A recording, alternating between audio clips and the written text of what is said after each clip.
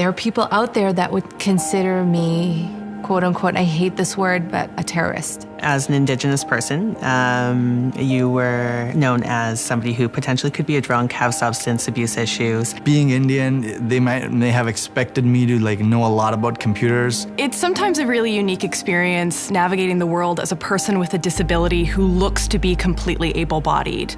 He made a comment about, well, don't worry about this that's going on because you won't be here too much longer. You'll be off having your next baby soon. Most women are, told they need to behave a certain way. People really think that my generation is lazy. Just another blonde waitress. Hey, do you rap? The only black girl. I didn't belong.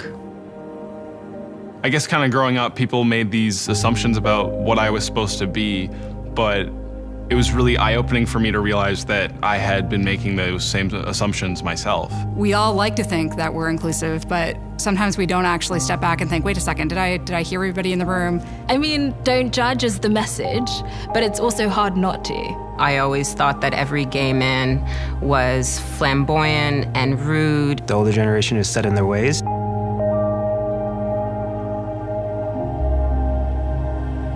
Initially, I thought there was something weird about a girl who would want to be a camera operator because of the word cameraman, and we still have to work past these things and stuff. I went into the school on my first day, and there's these little girls, and they're wearing hijabs, and I was really intimidated by that.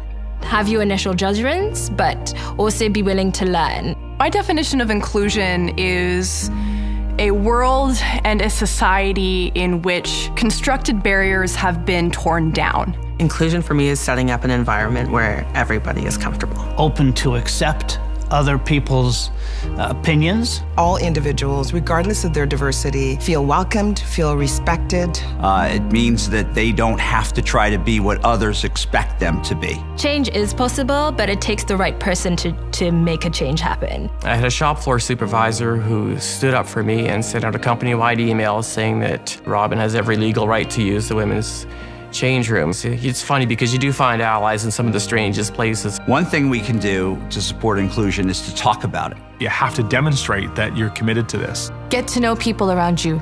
Do something different. Learn something different. Learn about a culture. Different races, different religions, different belief systems, and see what there's good in all those things. Be an active listener. That's one of the things I practice with other immigrants as well. Open up your mind and take your time and get to know someone. Instead of putting them in this box, just showing that interest, it's gonna surprise you. Ask me a stupid question.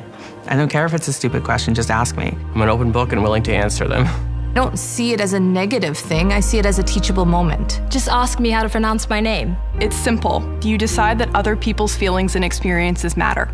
We need to have more uncomfortable conversations so that we can drive more inclusion. And oftentimes, it's not easy. We're not there, but certainly we're on the right track. And it's important, otherwise change will never happen. My name is Shomodeep Ganguly, but people call me Sam. I am Layla Karem. Mutsa Matanga. Ms. Geneviève Leblanc. Ashley Pasila. Patrick Duff. Neil McLaughlin. Helena Gotchling. Rod Bolger. Jessica Shue. Kazim Marcano. I'm a chef and I forge metals. A proud mother. Forklift operator and a truck driver. I envision a day when we can just be so accepting of each other, where we can make space for others.